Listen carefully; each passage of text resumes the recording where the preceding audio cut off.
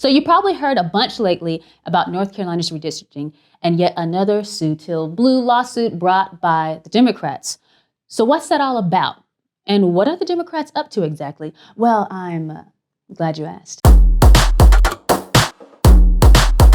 What's up, guys? Welcome to the Rundown with Zinga. I'm your host, Zinga. First, let's discuss the good news. A bipartisan 3-judge panel just ruled this week that maps drawn by the Republican-led legislature should stand, and that the Democrats didn't prove their case at all. So what was their case anyway? Well, they claim that maps are unfair, primarily because they are likely to result in continued Republican majorities in the NC House and Senate, as well as our delegation to Congress. But since the last time we checked, Republican majorities are not illegal yet. They couldn't make their true argument, so they did what Democrats do and they cried racism. Superior Court said that Democrats, quote, failed to satisfy their burden of showing that the General Assembly was motivated by discriminatory purpose.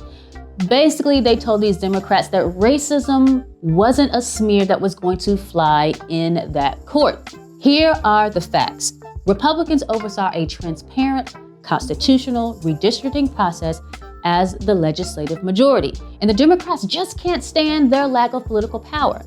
You know, the kind that comes with winning elections.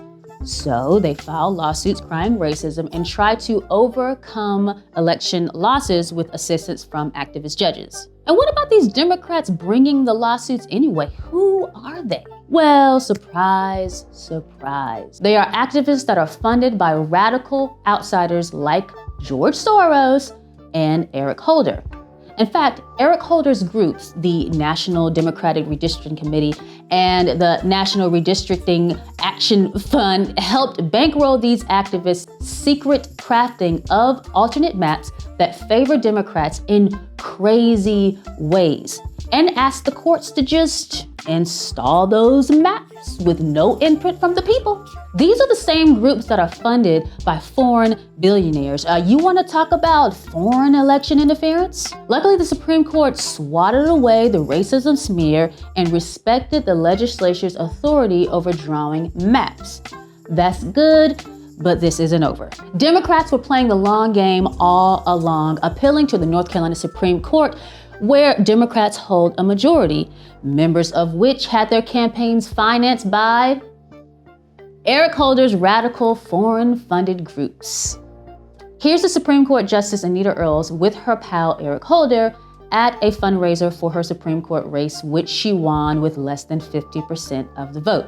And since Justice Earls has said before that, quote, donors will use those contributions to buy access to and influence with their candidates aided by the committee, you can bet that she is beholden to those radical activists and not the Constitution or the people of North Carolina. It's hard to believe she can be impartial when the plaintiffs are essentially the same group that funded her campaign. Maybe she shouldn't be on this case. So for now, the lower court panel unanimously rejected the Democrat activists' play to undo these constitutional maps.